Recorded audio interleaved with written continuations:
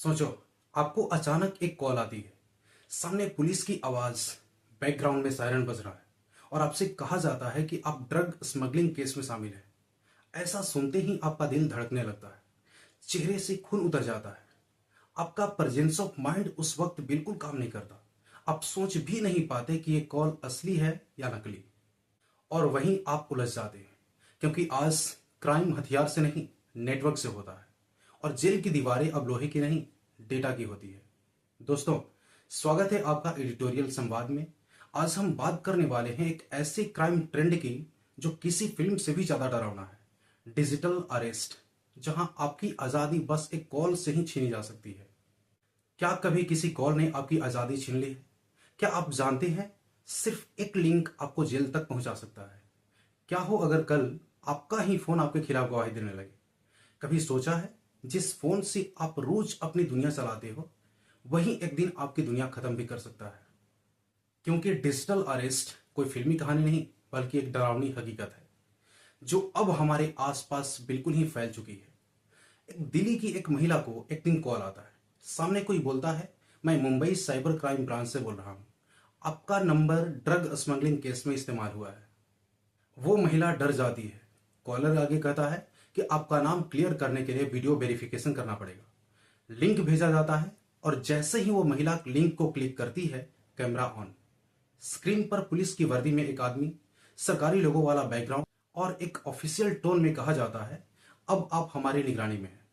कुछ ही मिनटों में उनका पर्सनल डेटा, बैंक डिटेल्स और चेहरा रिकॉर्ड हो चुका होता है और फिर शुरू होता है ब्लैकमेलिंग का खेल।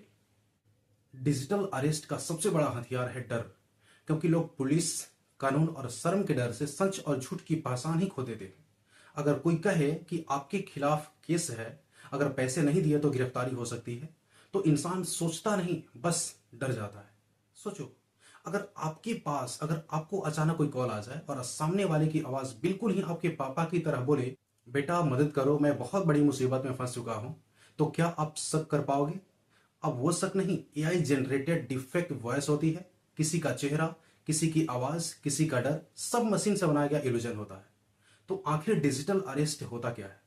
ये एक नया साइबर फ्रॉड है, जहां अपराधी खुद को पुलिस या सरकारी ऑफिसर बताकर आपको डर और शर्म के जाल में फंसाते हैं। कॉल पर बोले गए हर शब्द का मकसद सिर्फ एक ही होता है, आपके दिमाग पर कंट्रोल करना। एआई से बनाए गए चेहरे, आवाजें और बैकग्राउंड इतने असली लगते हैं कि एक आम आदमी इस चीज को पहचान भी नहीं पाता है। और एक बार अगर आपने इस लिंक पर क्लिक कर दिया, तो स्कैमर्स को आपके कैमरा, माइक और डेटा तक पहुंच मिल जाती है। अब वो आपके ही चेहरे से डरावना वीडियो बनाकर आपको धमकी देते हैं, अगर पैसे नहीं दिए तो इसे सोशल मीडिया पर डाल देंगे। और तो सवाल अब यह है कि इससे बचा कैसे जाए। सबसे पहली बात यह है कि ऐसी कॉल को पहचानिए, असली और नकली में फर्क पहचानिए। जैसे असली पुलिस कभी व्हाट्सएप, टेलीग्राम और वीडियो कॉल से जांच कभी नहीं करती।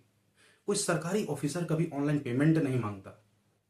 दूसरा है, कॉल आते ही शांत रहिए, तुरंत कॉल काटिए और 1930 पर कॉल करके शिकायत करिए या साइबर क्राइम गवर्नमेंट.in पर रिपोर्ट करिए।